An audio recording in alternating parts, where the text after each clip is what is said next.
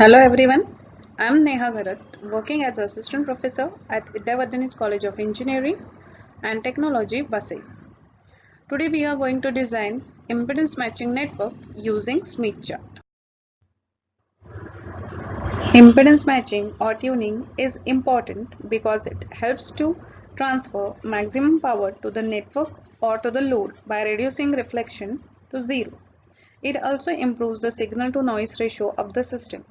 Matching networks are ideally lossless, and it is always possible to design such a matching network if the load has some non-zero real part. Impedance matching network can be designed using lump elements or the stubs. Stub is open or short circuited length of the transmission line, either connected in parallel or in series with the transmission fade line at a particular distance from the load. The stubs are easy to fabricate and hence those are popularly used.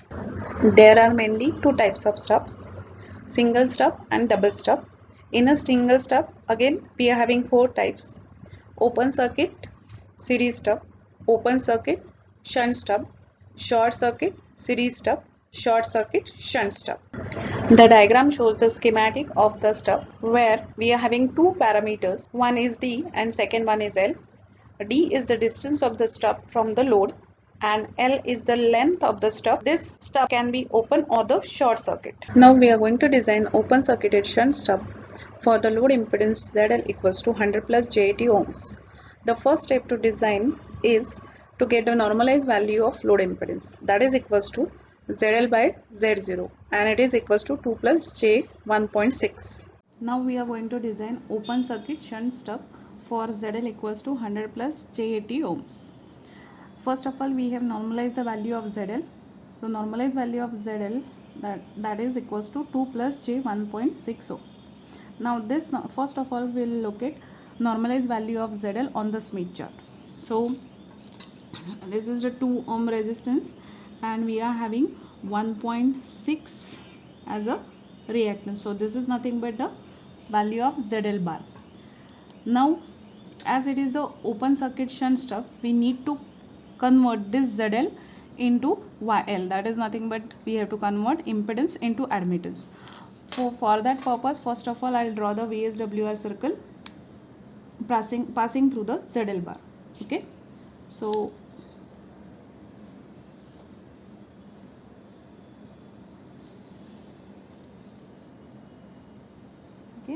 so this is the VSWR circle that we are getting for this value of ZL bar. I'll highlight this circle so it will be visible to you people.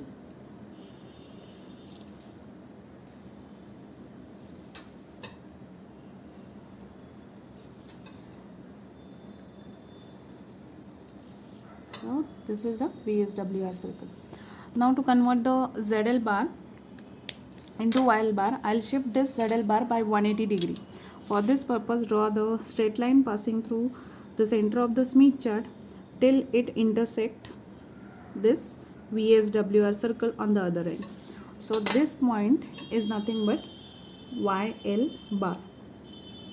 Now we have converted impedance into admittance. So this Z chart will now work as a Y chart. So initially we are having this as a short circuit point and this as a open circuit point.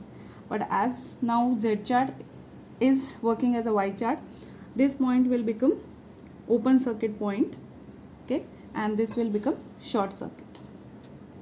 Now here, first of all, we will find the intersection point of this VSWR circle with this unit resistance circle.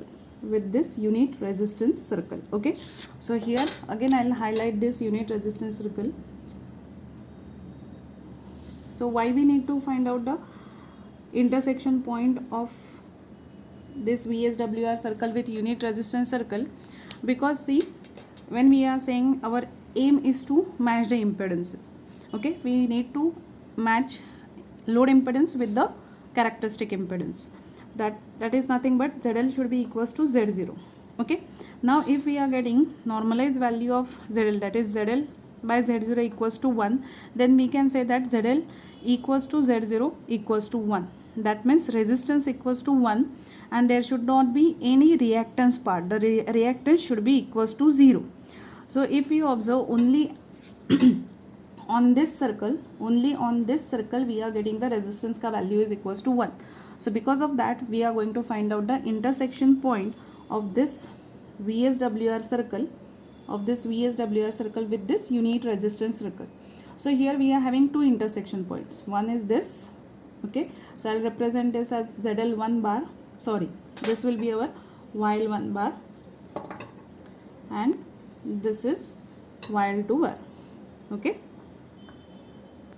So if you observe here at this intersection point, we are having the conductance ka value equals to 1 and susceptance, if you observe, the value of susceptance is 1.3. So YL1 bar is equals to 1 plus J 1.3, okay. Now at what distance we are getting the value of conductance is equals to 1, that we are going to find out.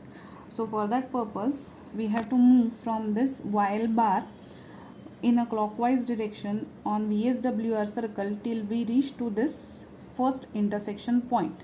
So this is the required distance at which we are going to keep our stub, okay. So now how to calculate this distance?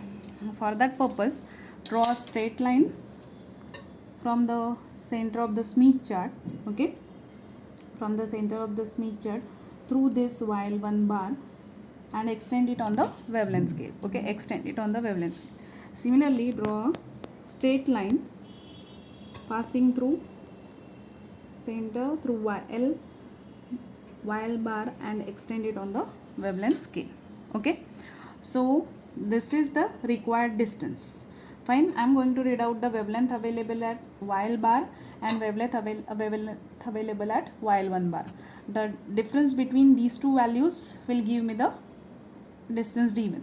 But if I am taking difference between this value and this value, I'll get this distance, but I require distance d1. So how we are going to calculate that distance? Distance d1 is 0.5 minus wavelength available at this point, that is 0.458 lambda, minus the wavelength available at this point is nothing but 0.172 lambda, okay.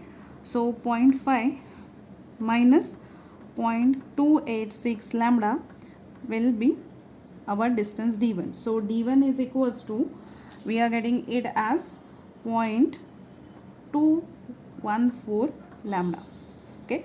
Distance d1 we are getting it as 0.214 lambda. So at this distance we are going to keep the stub.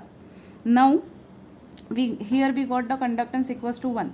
Now we need to cancel out this susceptance value. Susceptance should be 0 at the center of the, because at the center of the Smith chart, this is the only point where we are getting the you can say the conductance equals to 1 and 0 reactance, or you can say susceptance, okay. So now if I want to cancel out this susceptance, so YL1 bar, okay, at YL1 bar we are having conductance equals to 1 and the susceptance as 1.3. So in this, if I am going to add negative value of susceptance, what I'll get? I'll get conductance equals to 1 with 0 susceptance value, and hence this is nothing but the matching of the impedances. This results in the matching of the impedance.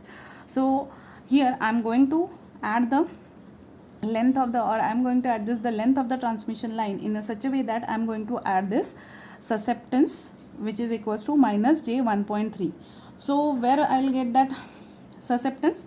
At the second intersection point. Here if you observe, okay, this value is nothing but giving me the minus 1.3 minus J 1.3 as a susceptance, okay. So what I have done, I have just drawn that, I have just highlighted this susceptance circle, okay, and extended it on the wavelength scale, okay. So now at this susceptance, what is the wavelength available? That wavelength is 0.355, okay, nearly about 0.355 3.35 lambda. Okay, the wavelength available is 3.355 lambda. Okay, now the stub is open circuit shunt. Okay, open circuit shunt we have shifted this ZL to YL. To get the length of the transmission line, or to get the length of the stub, what you are supposed to do now, you have to start the calculating length of your stub from open circuit point. So just what I'll do, I'll draw this circle. Okay, from this point, from open circuit point till I reach to this will be the length L1, this will be the length of the stub. So L1 I am getting it as 0.355 lambda. Okay, so here we have completed our first solution. To draw the schematic, okay, will be like this. This is our load, okay, ZL. Now we are keeping our stub at distance D1 we have calculated as 0.214 lambda.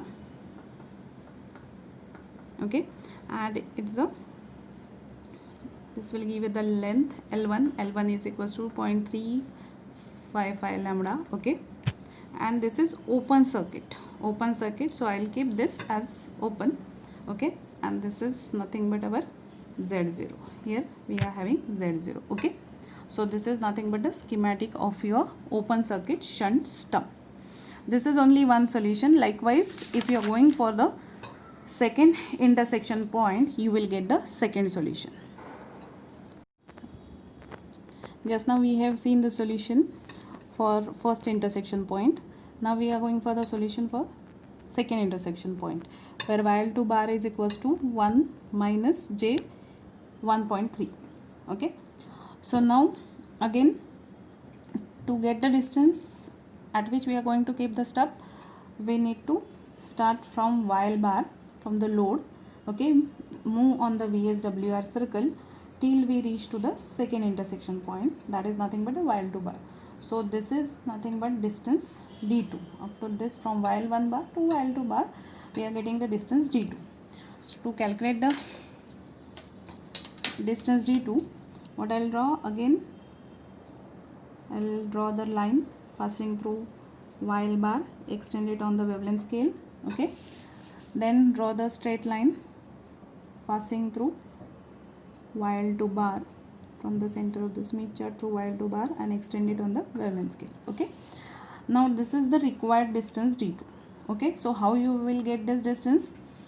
D2 is equals to 0.5 minus, because the total distance, this total distance is 0.5. So 0.5 minus, if I am subtracting this distance from the 0.5, I'll get the required distance D2. So D2 is equals to 0.5 minus wavelength. Already we are having this wavelength as 0.458 lambda, minus the wavelength at YL2, that is 0.328 lambda, 0.328 lambda. Okay, so this is equals to 0.5 minus, here you are having 0.130 lambda. Okay, so here the value of wavelength will be 0.5 minus 0.130 lambda. Okay, that is nothing but you are having 370 lambda. Okay, so D2 is this. Now at YL2 bar we are having conductance equals to 1, but some value of susceptance, that is nothing but negative value of susceptance. Okay, and what is our aim? We should get YL2 bar equals to 1 only. Okay, so for that purpose, what we are going to do, we are going to add susceptance of plus 1.3. so resulting value will be, here you will be having YL2 equals to 1 plus conductance equals to 1 plus susceptance 0. Okay, so here for this we are going to add the, to get this conductance equals to 1 and susceptance equals to 0, we are going to add this plus J 1.3 into available susceptance. Okay, that means we are going to adjust the length of the transmission line to get the susceptance equals to plus 1.3. Okay, so here if you observe at this intersection point, at first intersection point, we are having susceptance equals to plus 1.3. so you have to adjust the length of the transmission line or length of the stub in a such a way that you will reach to this susceptance. Okay, so I have highlighted that circle on the wavelength scale. So here I am getting the length of that transmission line in terms of lambda as 0.146 lambda. Okay, and it's the open circuit stub. So here I'll start calculating the length of the stub from open circuit point to this required value of susceptance. So this is my length L2. Okay, so here we got both distance D2 and L2. So in for our second solution, I'm going to draw the schematic. This is our ZL. Okay, we are going to keep the stub at distance D1, distance D2, that is equals to D2 equals to 0.370 lambda, and we are going to adjust the length of the stub L2 equals to 0.146 lambda. Okay, this is open circuit shunt stub, so this terminal will remain open, and here you are having Z0. So here we have completed our second solution for open circuit shunt stub.